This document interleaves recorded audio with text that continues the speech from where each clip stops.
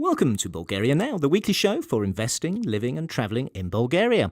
My name's Lancelot Nelson, and what follows is a short extract from the podcast I did with Clive Leviev-Sawyer.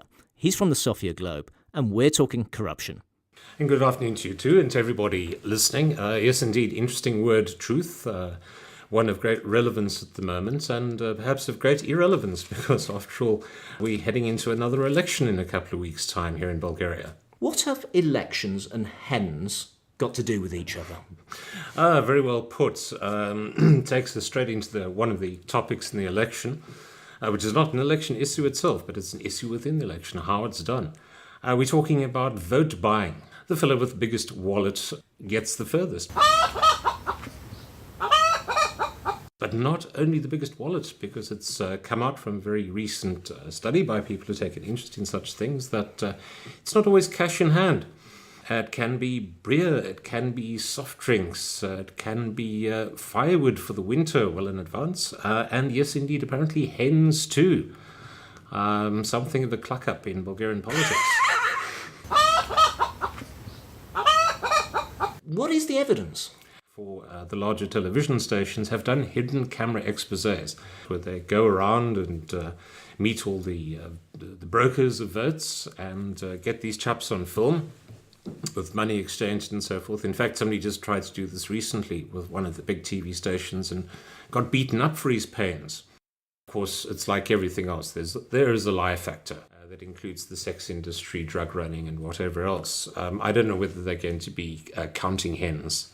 Let's say, this chap has been handling, as a broker, several of those 50 liver notes or those hens laying the golden eggs. I don't think he's going to be enormously worried by a 300 liver fine. They're not sure that in all cases they would have the evidence to convict in a court. So before we get excited by the prospect of 1,000 people in court and any number of hens being produced in evidence, there's a golden egg in this joke somewhere. Just can't see what it is. Talking about paid coverage that's not identified as paid coverage. Okay. Bulgarian credibility in institutions. Chocolate ice cream being sold quite a different substance of a similar color. We've been talking about hens. We haven't got there yet. People were presented with a left shoe. But I just stand in awe of people who even think this kind of diabolical stuff up. I suppose really unsubtle about all of this is that the company that was getting all the business from the chap was owned by his brother.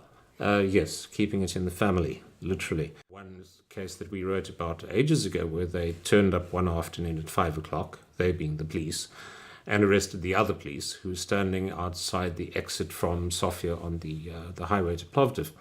And these chaps were collectively arrested, replaced with some other traffic police. Are we part of the problem?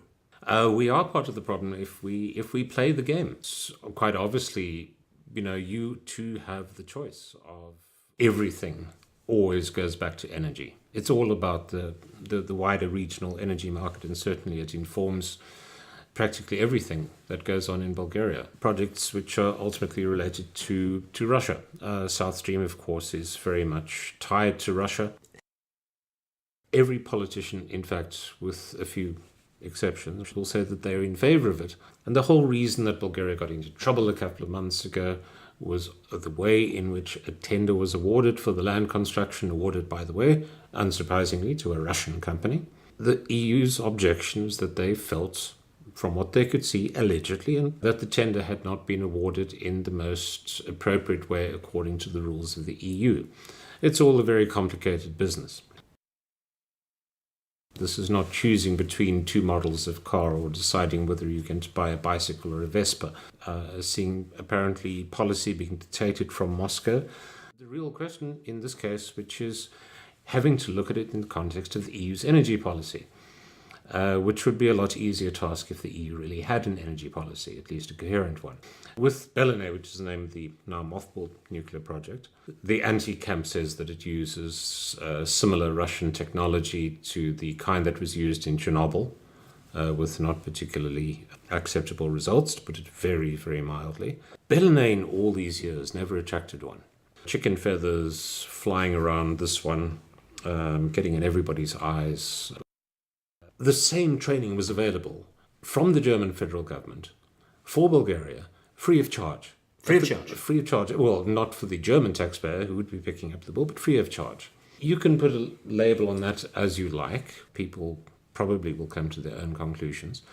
I would say moving away from hens certainly sounds like fishy business. That was Clive Leviev-Sawyer from the Sofia Globe.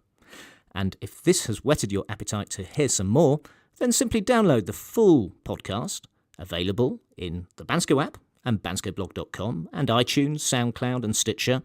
And of course, every week we have a new show out, and if you subscribe, then these shows automatically queue up in your podcast catcher. That's all from me, Lancelot Nelson, and I wish you a very good day. And thanks for listening.